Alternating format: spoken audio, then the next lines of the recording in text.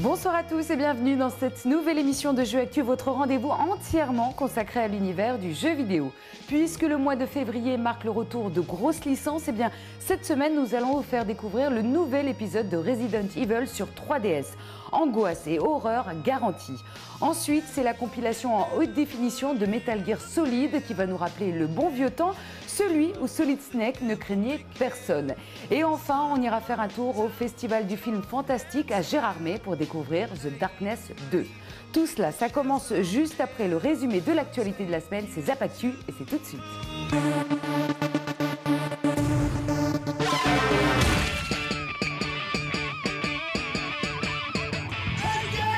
Salut et bienvenue dans ce nouveau numéro de Zap Actu, le meilleur de l'actualité de la semaine. Et voici tout de suite, sans plus attendre, les faits les plus marquants. Parmi les licences prestigieuses de Capcom, il y a la série Ace Attorney, qu'on connaît davantage en France sous le nom de Phoenix Wright. L'éditeur japonais vient de confirmer le développement d'un 5e épisode, qui reste pour le moment très mystérieux. On ne connaît en effet ni le nom, ni le héros, ni même sur quel support il est prévu. En revanche, nous avons appris qu'une compilation est annoncée sur iPhone cette année, avec des graphismes qu'on nous dit en haute définition. Youpi! Objection! Ce n'est un secret pour personne, l'industrie du jeu vidéo est dans une mauvaise phase cyclique, et les éditeurs serrent la ceinture pour ne pas fermer boutique. C'est le cas par exemple de THQ qui est obligé de revoir entièrement sa stratégie en abandonnant sa branche familiale pour se recentrer sur des jeux gamers. Fini donc les adaptations de films Disney et les tablettes Udro, place aux gros jeux qui tâchent tels que Darksiders, Homefront, UFC Undisputed ou bien encore Saints Row. Dans la foulée, l'éditeur a décidé de réduire les effectifs de certains de ses studios. C'est le cas en Australie avec le studio Blue Tongue et au Japon dont la structure pourrait carrément fermer ses portes. Pas globe du tout. Attendu pour le début du mois de mars prochain, Mass Effect 3 dévoile son casting au fil des semaines, avec aujourd'hui une info qui devrait ravir les fans de Jessica Chobot, animatrice du site IGN.com. La belle a en effet été choisie pour faire partie de l'équipage du Normandie, le vaisseau mère de Mass Effect, et incarnera donc Diana Allers. Jessica apparaîtra alors aux côtés d'acteurs tels que Seth Green ou bien encore Case David. La grande classe.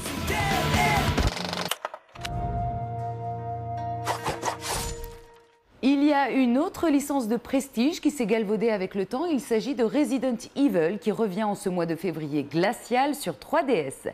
Capcom crée d'ailleurs la surprise avec cet épisode Revelation qui revient aux sources avec une approche survival horror en proposant un gameplay dépoussiéré. Une belle surprise, regardez.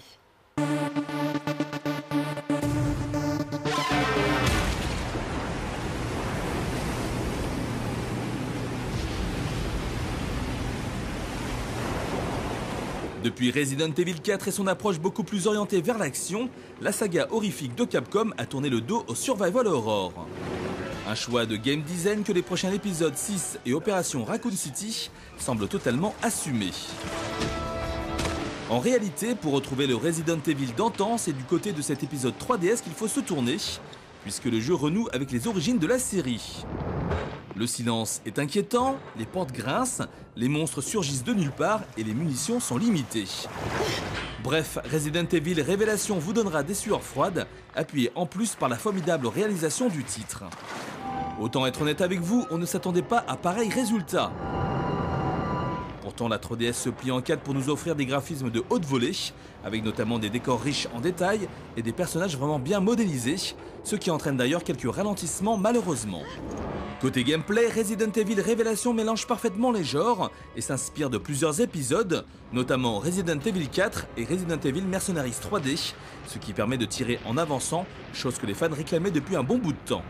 En revanche, le titre garde toujours un côté old school avec des déplacements relativement lents et la possibilité de faire demi-tour en cas de situation urgente. Pour ceux qui achèteront le Circle Pad Pro, ils pourront se délecter d'un confort de jeu vraiment appréciable grâce au deuxième stick qui offre une prise en main solide.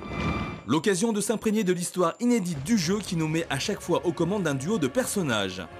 D'un côté, on retrouve Jill et Parker, et de l'autre, Chris et Jessica, sans oublier Quint et Case, le tandem comique de cet épisode. Tous ensemble, ils doivent percer le mystère d'un virus qui a contaminé un paquebot. Entre 8h et 10h suffisent pour venir à bout de l'aventure, et un mode multijoueur permet de prolonger l'expérience, avec la possibilité de refaire les missions à 2 joueurs. Bref, avec Resident Evil Révélation, les fans de la série originelle devraient retrouver leur marque, ce qui fait d'ailleurs un bien fou. La note jeu actu, 16 sur 20.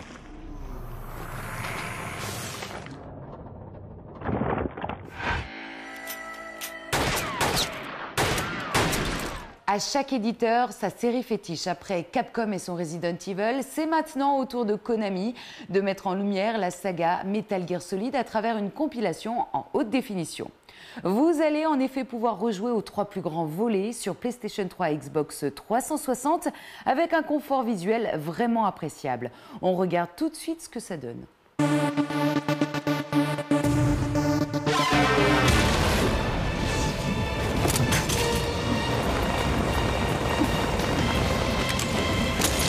Grande saga du jeu vidéo, Metal Gear Solid s'offre une petite cure de jouvence en 2012 à travers une compilation regroupant 3 épisodes majeurs de la série, retravaillés en haute définition.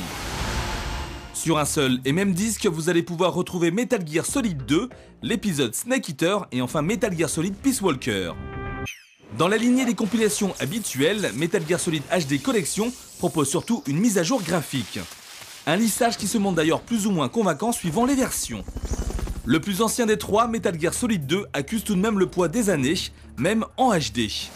Les décors restent relativement simples et les personnages se montrent assez raides. Un constat qui n'enlève rien aux grandes qualités de ce titre. Toujours aussi prenant et bourré de bonnes idées, Metal Gear Solid 2 souffre malgré tout de ralentissements étonnants lors de sa cinématique d'introduction. Un problème que ne connaît pas en revanche Metal Gear Solid 3. C'est le dernier épisode sur PlayStation 2 et le jeu est considéré pour beaucoup de joueurs comme étant le meilleur de la série. Une popularité qui vient de son ambiance unique et des idées de game design vraiment surprenantes. Seul dans la jungle, vous devrez vous alimenter et vous cacher en utilisant l'environnement. Un concept accrocheur qui fonctionne très bien avec le côté infiltration cher à la série. Le jeu de Hideo Kojima tire parfaitement parti de son passage à la HD avec une fluidité renouvelée et des décors vraiment convaincants. Le jeu étant déjà très abouti à la base, la transition était en effet plus facile. Les principaux bonus de la version subsistante sont quant à eux bien présents, notamment les premiers épisodes de la série sur MSX et NES, mais les fans risquent de déchanter devant l'absence de vidéos parodiques. Dernier représentant, Metal Gear Solid Peace Walker est celui qui s'en tire le mieux. Handicapé par un gameplay soumis au seul stick de la PSP, le jeu bénéficie désormais des 2 sticks de la manette classique de la PlayStation 3. Un confort de jeu très agréable qui permet de redécouvrir l'aventure sans se casser les doigts. Autre ajout intéressant, la possibilité de jouer en ligne de manière très simple, une bonne manière de combattre les boss bien costauds à plusieurs, sans être obligé de courir après vos amis avec votre PSP. Un peu limite au niveau contenu, ce Metal Gear Solid HD Collection devrait toutefois plaire aux amateurs de la série, qui pourront profiter de ces très bons titres sur écran haute définition. La note jeu actu, 16 sur 20. Freeze. Attendu pour le 10 février prochain, The Darkness 2 nous permettra de retrouver Jackie Estacado et ses fameuses tentacules qui vont devoir faire face à une nouvelle menace. Nous avons pu découvrir le jeu en avant-première à Gérardmer lors du festival du film Fantastique et c'est Maxime et John qui sont allés jusqu'au sommet des montagnes, rien que pour vous. On regarde.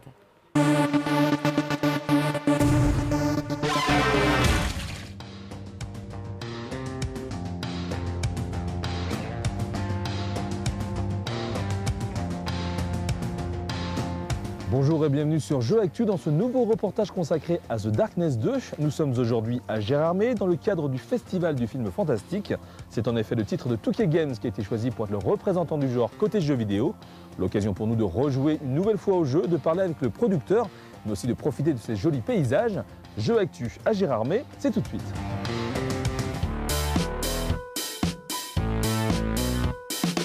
Commune française située dans le département des Vosges, Gérardmer est connue depuis plusieurs années comme étant la ville emblématique du film Fantastique. La 19e édition de ce festival, connu aussi sous le nom de Fantastic Arts, a permis à 2K Games de présenter en avant-première The Darkness 2, un FPS à l'ambiance fantastique, bien connu des fans de comics américains. Olivier Troy, directeur marketing chez Touquet Games, nous parle d'ailleurs de ce partenariat inédit. Gérardmer, c'est important pour nous, parce que voilà, déjà c'est un festival de cinéma international. C'est rare qu'il se passe autant de choses en France, donc on a Cannes bien sûr, mais on a aussi Gérardmer, il ne faut pas l'oublier.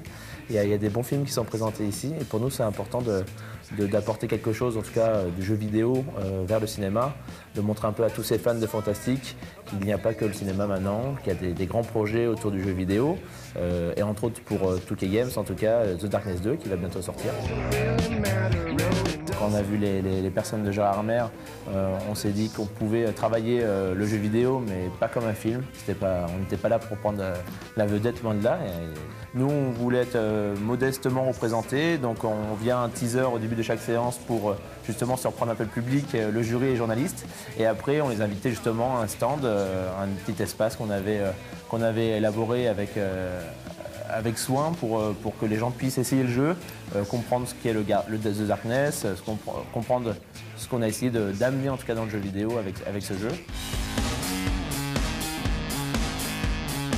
Pendant toute la durée du festival, les Giromois ont pu se rendre à l'espace Tilleul, situé juste en face du Grand Hôtel, pour découvrir et jouer au premier niveau de The Darkness 2 sur Xbox 360. Les habitants ont répondu présent et il semblerait que le jeu ait fait sensation. Je connaissais pas, je suis venu aujourd'hui et je l'ai découvert. C'est génial, en fait ce que j'adore c'est le visuel. Alors j'aime bien les jeux à la fois violents tout ça, mais quand c'est que du corps à corps. Et puis à la fois aussi tout ce qui est jeu de tir à la première personne. Et là c'est vraiment un mix des deux, donc c'est pour ça que j'ai bien accroché. Une nouvelle dimension à un jeu que j'aurais aimé avoir dans plus de jeux, quoi. Il n'y a pas que les armes, on peut aussi s'amuser avec les deux tentacules. Là je viens juste de découvrir, je connaissais vraiment pas du tout ce genre de truc et ouais, c'est fun, j'aime bien. Suite du FPS à succès qui s'est vendu à plus d'1 million d'exemplaires dans le monde en 2007, The Darkness 2 nous met à nouveau aux commandes de Jackie Estacado, toujours en possession des Darkness, mais menacé aujourd'hui par un certain Victor qui souhaite lui dérober ses fameux pouvoirs. Une vendetta va alors être lancée contre notre héros, qui va cette fois-ci conjuguer ses talents de franc-tireur à ses féroces tentacules. Une histoire qui ne suit pas la bande dessinée, mais qui a été écrite par l'auteur lui-même, Paul Jenkins, comme nous l'explique le producteur du jeu. Paul Jenkins est l'un des scénaristes attitrés de la BD The Darkness et c'est lui aussi qui a signé le scénario dans notre jeu. Sa présence est primordiale car il est notre lien avec l'univers de la BD parce qu'il connaît tout et il a dû travailler sur plus de la moitié des numéros sortis à ce jour. En plus de Jenkins, Marc Silvestri a été notre autre source d'inspiration, notamment son coup de crayon qui nous a permis d'établir notre style graphique noir.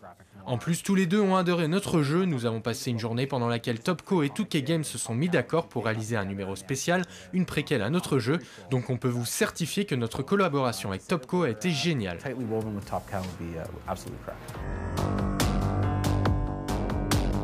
L'une des particularités de The Darkness 2 est bien évidemment son aspect graphique, renforcé ici par une direction artistique différente du premier épisode.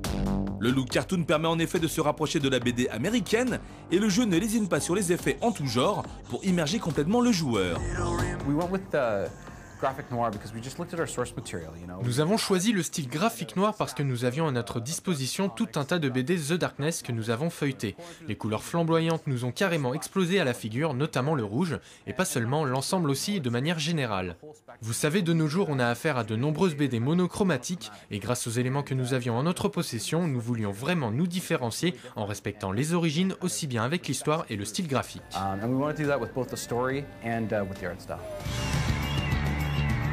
L'occasion pour nous de poser quelques questions aux Giromois sur les graphismes du jeu et de ses particularités. C'est bien gore, il y a bien ce qu'il faut, toujours dans le même univers que The Darkness. Assez facile à gérer et l'ambiance bien prenante. J'ai pas l'habitude de jouer à ce genre de jeu, mais la prise en main est facile et ça donne envie d'y jouer et de l'acheter. J'avais pas l'habitude des manettes et j'arrivais très bien à jouer sans forcément connaître les touches, tout ça. Très sympa, un bon défouloir, un peu sombre, j'aime bien ça, c'était cool.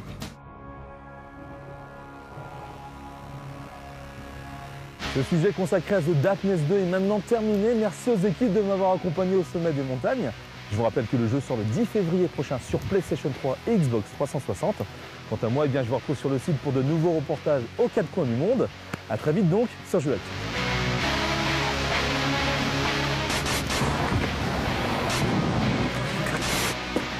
Bienvenue à Gérardmer. On est Johnny Jumper. Je suis pas très bien. Max Max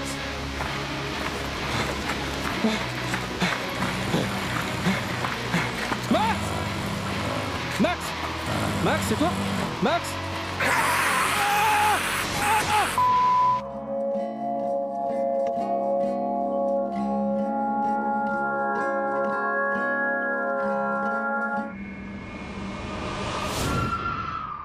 Et oui, c'est déjà la fin de cette émission. Merci encore de nous avoir suivis. On se retrouve la semaine prochaine avec, promis, plein de nouveautés en vue. En attendant, n'hésitez pas à vous rendre sur notre site internet jeuxactu.com pour obtenir toutes les dernières infos du jeu vidéo en temps réel, sans oublier de vous rendre sur nos réseaux sociaux histoire de gagner tout plein de cadeaux. À la semaine prochaine. D'ici là, prenez soin de vous, mais surtout, amusez-vous bien. Ciao, ciao.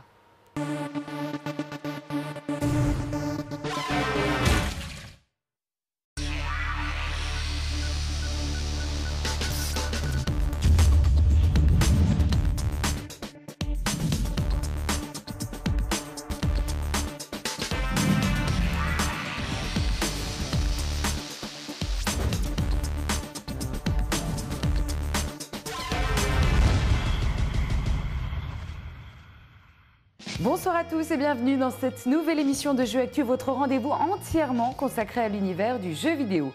Puisque le mois de février marque le retour de grosses licences, eh bien cette semaine nous allons vous faire découvrir le nouvel épisode de Resident Evil sur 3DS. Angoisse et horreur garantie. Ensuite, c'est la compilation en haute définition de Metal Gear Solid qui va nous rappeler le bon vieux temps, celui où Solid Snake ne craignait personne. Et enfin, on ira faire un tour au Festival du film fantastique à Gérardmer pour découvrir The Darkness 2. Tout cela, ça commence juste après le résumé de l'actualité de la semaine, c'est Zap Actu et c'est tout de suite.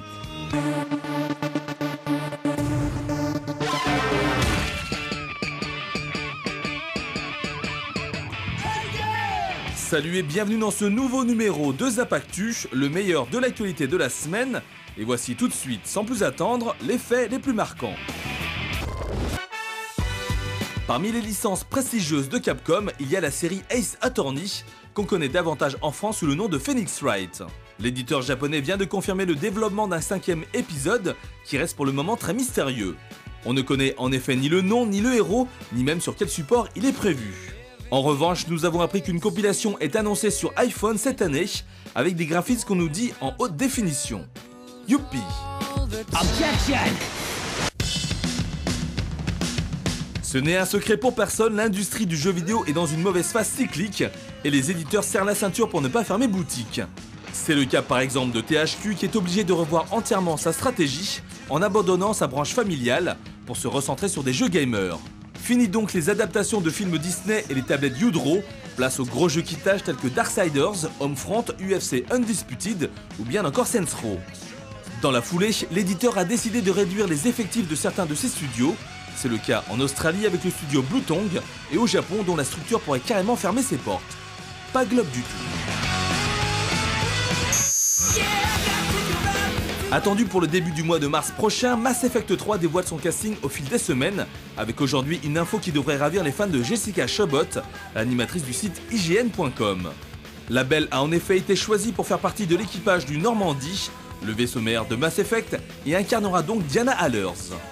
Jessica apparaîtra alors aux côtés d'acteurs tels que Seth Green ou bien encore Case David. La grande classe.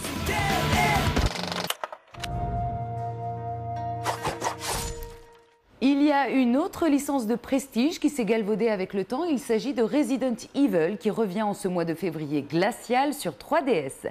Capcom crée d'ailleurs la surprise avec cet épisode Revelation qui revient aux sources avec une approche survival horror en proposant un gameplay dépoussiéré. Une belle surprise, regardez.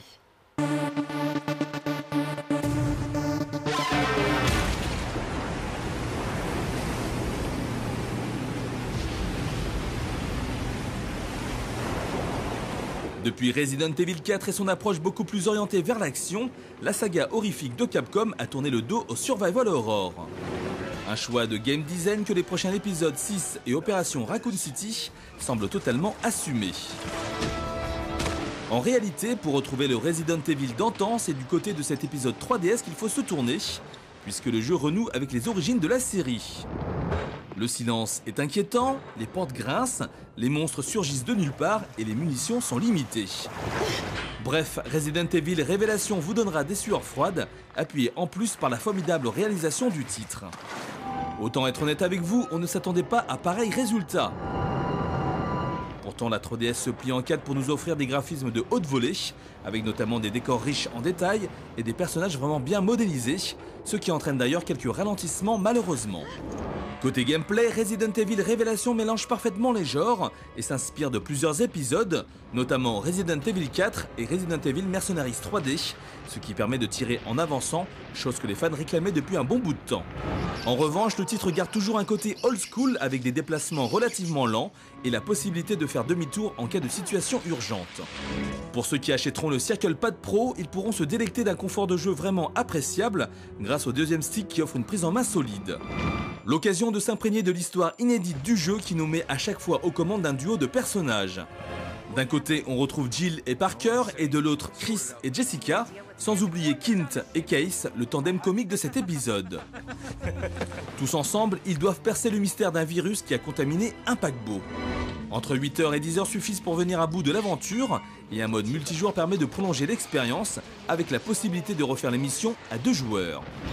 Bref, avec Resident Evil Révélation, les fans de la série originelle devraient retrouver leur marque, ce qui fait d'ailleurs un bien fou.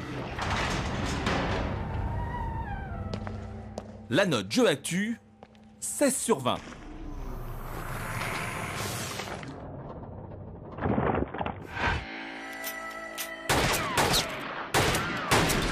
À chaque éditeur, sa série fétiche. Après Capcom et son Resident Evil, c'est maintenant au tour de Konami de mettre en lumière la saga Metal Gear Solid à travers une compilation en haute définition.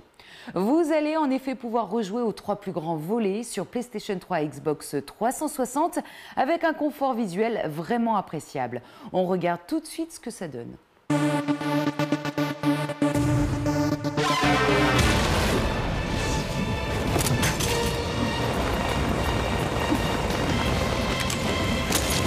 Grande saga du jeu vidéo, Metal Gear Solid s'offre une petite cure de jouvence en 2012 à travers une compilation regroupant 3 épisodes majeurs de la série, retravaillés en haute définition. Sur un seul et même disque, vous allez pouvoir retrouver Metal Gear Solid 2, l'épisode Snake Eater et enfin Metal Gear Solid Peace Walker. Dans la lignée des compilations habituelles, Metal Gear Solid HD Collection propose surtout une mise à jour graphique. Un lissage qui se montre d'ailleurs plus ou moins convaincant suivant les versions. Le plus ancien des 3, Metal Gear Solid 2, accuse tout de même le poids des années, même en HD. Les décors restent relativement simples et les personnages se montrent assez raides. Un constat qui n'enlève rien aux grandes qualités de ce titre. Toujours aussi prenant et bourré de bonnes idées, Metal Gear Solid 2 souffre malgré tout de ralentissements étonnants lors de sa cinématique d'introduction. Un problème que ne connaît pas en revanche Metal Gear Solid 3. C'est le dernier épisode sur PlayStation 2 et le jeu est considéré pour beaucoup de joueurs comme étant le meilleur de la série. Une popularité qui vient de son ambiance unique et des idées de game design vraiment surprenantes. Seul dans la jungle, vous devrez vous alimenter et vous cacher en utilisant l'environnement. Un concept accrocheur qui fonctionne très bien avec le côté infiltration cher à la série. Le jeu de Hideo Kojima tire parfaitement parti de son passage à la HD avec une fluidité renouvelée et des décors vraiment convaincants. Le jeu étant déjà très abouti à la base, la transition était en effet plus facile. Les principaux bonus de la version subsistante sont quant à eux bien présents, notamment les premiers épisodes de la série sur MSX et NES, mais les fans risquent de déchanter devant l'absence de vidéos parodiques. Dernier représentant, Metal Gear Solid Peace Walker est celui qui s'en tire le mieux.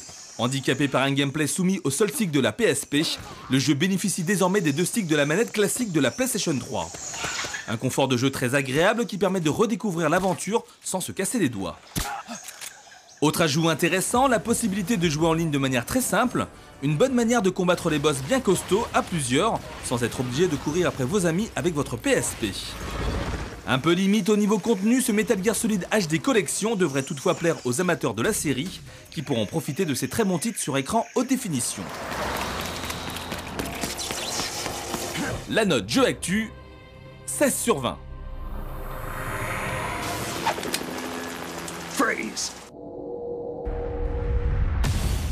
Attendu pour le 10 février prochain, The Darkness 2 nous permettra de retrouver Jackie Estacado et ses fameuses tentacules qui vont devoir faire face à une nouvelle menace.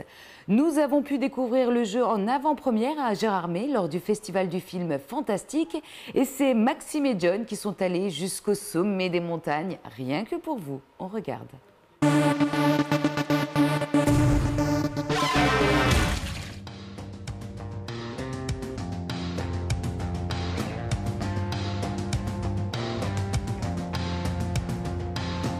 Bonjour et bienvenue sur Jeux Actu dans ce nouveau reportage consacré à The Darkness 2. Nous sommes aujourd'hui à Gérardmer dans le cadre du festival du film Fantastique. C'est en effet le titre de 2K Games qui a été choisi pour être le représentant du genre côté jeux vidéo. L'occasion pour nous de rejouer une nouvelle fois au jeu, de parler avec le producteur, mais aussi de profiter de ces jolis paysages. Jeux Actu à Gérardmer, c'est tout de suite.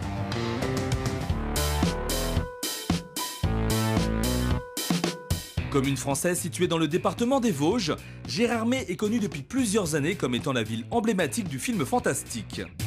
La 19e édition de ce festival